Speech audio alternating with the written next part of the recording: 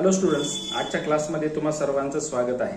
आजच्या क्लासमध्ये आपण पाहणार आहोत नवीन सिलेबसनुसार स्टँडर्ड 6चं मॅथमॅटिक्सचा म्हणजे इयत्ता 6वीचं मॅथमॅटिक्सचा जो पहिला लेसन आहे 3 डायमेन्शनल शेप्स, त्याची एक्सरसाइज आपण या आजच्या व्हिडिओमध्ये सॉल्व्ह करणार आहोत. तर चला वेळ वाया न घालवता लवकरात लवकर आपण एक्सरसाइज सॉल्व्ह करायला चालू करू. तर ह्या एक्सरसाइज मधला पहिला क्वेश्चन आहे सिलेक्ट द करेक्ट ऑप्शन. याच्यामध्ये पहिला प्रश्न आहे what shape will be formed if carrom pieces are placed one on top of the other. हे बघा स्टुडंट्स, पहिलं तर तुम्ही क्वेश्चन समजून घ्या, तरच तुम्हाला त्याचं उत्तर कळेल किंवा उत्तर शोधायला मदत होईल. हा प्रश्न काय आहे, what shape will B form, हे तर सर्वांना माहितीच होईल किंवा कळेलच. कोणती शेप तयार होईल if carrom pieces are placed. तर कॅरम पीसेस म्हणजे काय, तर कॅरम आपण सर्वांनी खेळलेला आहे. त्याच्यामध्ये जे गोट्या असतात, कॅरमच्या गोट्या, सोंगाड्या, कुणी गोट्या म्हणतंय, कुणी सोट्या म्हणतंय, कुणी सोंगाड्या म्हणतंय. त्या कॅरमच्या ज्या गोट्या आहेत त्या ज्यावेळेस एकावर एक ठेवण्यात येतील त्याच्यानंतर कुठला शेप तयार होईल हा प्रश्न आहे. तर ज्याच्या घरी कॅरम आहे त्यांनी पटकन आपापल्या कॅरमच्या गोट्या किंवा सोंगाड्या काढून घ्या आणि ते एकावर एक ठेवून पहा. पहिलं तर ती कॅरमची एक गोटी पहा, ती कशी दिसती, ती कोणत्या शेपमध्ये दिसती. नंतर ते कॅरमच्या ज्या गोट्या आहेत ते एकावर एक ठेवून पहा. त्या 2 कलरच्या असतात, एक ब्लॅक कलरची असते आणि एक व्हाईट कलरची असते, आपल्याला सर्वांना माहितीच आहे. तर ती एकावर एक ठेवून पहा कुठली पण, आणि ती एकावर एक ठेवल्यानंतर त्याची शेप कोणती तयार होती हे ज्याच्या घरी कॅरम आहे त्यांनी करून पहा. चला, तर याचा आन्सर आहे सिलेंडर शेप. ओके, एकावर एक ठेवल्यानंतर त्याचा जो शेप तयार होईल तो सिलेंडर शेप तयार होईल. ज्याच्याकडे आहे त्यांनी करून पहा. चल, याच्यामध्ये पुढचा प्रश्न आहे by which 2 similar shapes is hourglass formed. ते आवर ग्लास म्हणजे काय, पूर्वीच्या काळी सध्या आपल्याकडे जे घड्याळ आहेत, वॉल क्लॉक म्हणू आपण त्याला, हे पूर्वीच्या काळी नव्हते. मग पूर्वीच्या काळी हे आवर ग्लास वापरायचे. म्हणजे तो काचेचं एक घड्याळ असायचं, काचेची एक वस्तू असायची, त्याच्यामध्ये वाळू भरलेली असायची, ती उलटी ठेवायची, त्यातनं वाळू खाली खाली पडायची, ते स्पेसिफिक टायमानंतर ते पूर्ण एम्प्टी व्हायचं, त्याच्यानुसार टाइम काढायचा आणि ती पुन्हा सुलटी करून ठेवायची, पुन्हा ते खाली खाली पडायचं, त्याला म्हणतात आवर ग्लास. ओके, तो प्रश्न आहे. तो जो आवर ग्लास आहे तो कोणत्या 2 शेप्सनी तयार केलेला आहे. तर मग तुम्ही त्याची इमेज पाहू शकता, ती दिलेली डमरू जो असतो आपला डमरू, ते शेप प्रमाणे तो आवर ग्लास असतो.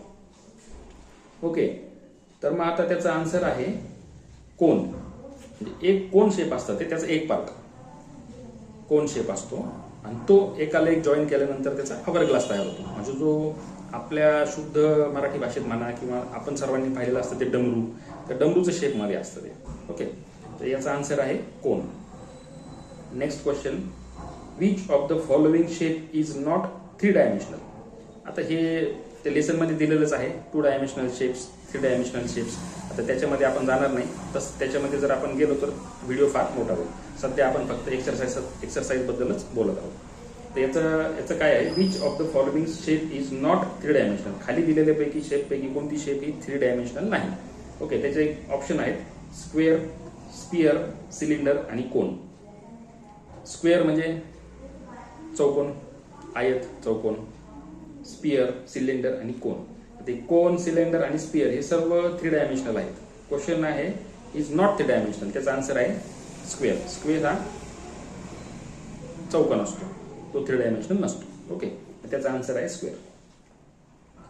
एक्सरसाइज मधला नेक्स्ट क्वेश्चन आहे draw 3 dimensional figures from the numbers given below and write the names.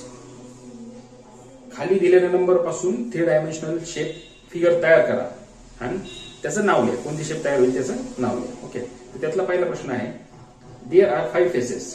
ही जी शेप आपल्याला बनवायची आहे त्याच्याबद्दल माहिती, म्हणजे त्याचं कोणती शेप बनवायची आहे. देअर आर 5 फेसेस, त्याला 5 फेसेस आहेत. फेसेस म्हणजे काय, आपण लेसन मध्ये पाहिलेलंच आहे. एका साईडचं जे एका बाजूने आपल्याला दिसतं त्याला फेस म्हणतात, एका बाजूने पूर्ण दिसेल त्याला फेस म्हणतात. त्याला 5 फेसेस आहेत, 5 व्हर्टायसेस आहेत. व्हर्टायसेस म्हणजे पॉइंट, 2 लाईन जॉईन करणारा जो पॉइंट आहे त्याला व्हर्टायसेस म्हणतात.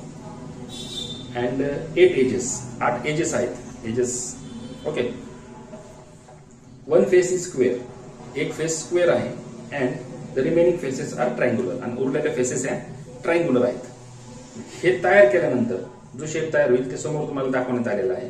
हे पहिलं तर इमॅजिन करा नंतर एक रफ पेज आणि पेपर घेऊन हे तयार करा. बघा कुठला शेप येतोय. तुम्ही स्वतः जोपर्यंत प्रॅक्टिस करत नाही तोपर्यंत तुम्हाला हे व्यवस्थित कळणार नाही. हे तुमच्या समोर त्याची इमेज दाखवलेली आहे, ते पाहू शकता. ती जी शेप तयार होईल ती तुम्हाला दाखवण्यात आलेली आहे इथे, बरोबर. ही जी शेप तयार होईल ही होईल रेक्टँग्युलर पिरॅमिड्स. खालचा त्याचा जो आहे फेस तो इथे दिला आहे 1 फेस इज स्क्वेअर. खालचा फेस जो आहे तो स्क्वेअर आहे, म्हणजे चौकोनी टाईप आहे. नंतर 5 फेसेस, देअर आर 5 फेसेस म्हणते, आणि बाकीच्या 4 ज्या आहेत त्या ट्रायंग्युलर दिलेल्या आहेत पहा चारी बाजूने. बाकी सगळं त्याप्रमाणेच आहे. हे जे तयार होणार हा रेक्टँग्युलर पिरॅमिड तयार होईल. ओके, लक्षात घ्या, समजून घ्या, स्वतः एका पेजवर काढून पहा, मग तुमच्या लक्षात येईल. सेकंड क्वेश्चन आहे, 1 face is curved, it has no vertices and no edges. आता याचा आन्सर आहे स्पियर. 1 फेस इज कर्व्ड, एक बाजू एक फेस कर्व्ड येईल, त्याला नो व्हर्टायसेस म्हणजे त्याला व्हर्टायसेस पण नाही आणि त्याला एज पण नाही. असे कोणती इमेज तयार होईल, ती स्पियरची तयार होईल. ओके, शेजारी दाखवण्यात आलेली आहे, समजून घ्या, पहिले तर समजून घ्या. तिसरा प्रश्न आहे, there are 6 faces, 12 edges and 8 vertices. आता हे काय तयार होईल हे पहा. शेजारी तुम्हाला इमेज दाखवण्यात आलेली आहे. पहिले तर इमेज पहा, नंतर याचा जो एक एक पॉईंट तुम्हाला देण्यात आलेला आहे, काय, देअर आर 6 फेसेस. त्या इमेजमध्ये 6 फेसेस आहेत का ते पहा कशा आहेत. ओके, दिसतात ते काउंट करून पहा. नंतर 12 एजेस, याला 12 एजेस आहेत का ते काउंट करा, पहा शेजारी काउंट करा. ओके, आणि 8 व्हर्टायसेस पण काउंट करा. 3D मध्ये पुढे मागे असे व्हर्टायसेस असतात, हे व्हर्टायसेस पण काउंट करा. ती इमेज तयार होईल रेक्टँग्युलर प्रिझम. ओके, आणि शेवटचा क्वेश्चन आहे, there is 1 curved face, 2 circular edges and 2 flat faces. हे काय तयार होईल पहा याच्यानुसार. 1 कर्व्ड फेस, एक फेस कर्व्ड आहे, 2 सर्क्युलर एजेस, वरचे आणि खालचे 2 सर्क्युलर एजेस आहेत, अँड 2 फ्लॅट फेसेस, खालचा आणि वरचा फ्लॅट फेस आहे. ही इमेज तयार होईल सिलेंडरची. शेजारी दिलेली आहे, एक एक पॉइंट लक्षात घ्या आणि तो त्या इमेजनुसार टॅली करून पहा, तेव्हा तुमच्या ते इमेज लक्षात येईल. ओके, कन्फ्यूज व्हायचं नाही, समजून घ्या, लक्षात घ्या. आणि हा व्हिडिओ झाल्यानंतर पुन्हा एकदा क्वेश्चन वाचा, इमेज पहा आणि समजून घ्या. ओके, तर स्टुडंट्स, आशा करतो तुम्हाला हा व्हिडिओ आवडला असेल आणि सर्व लक्षात आले असेल. अशाच व्हिडिओसाठी आपल्या चॅनलला फॉलो करा, आपला बेल आयकॉन दाबा, जेणेकरून पुढे येणारे व्हिडिओ तुम्हाला लगेच मिळतील. Okay, thank you, take care.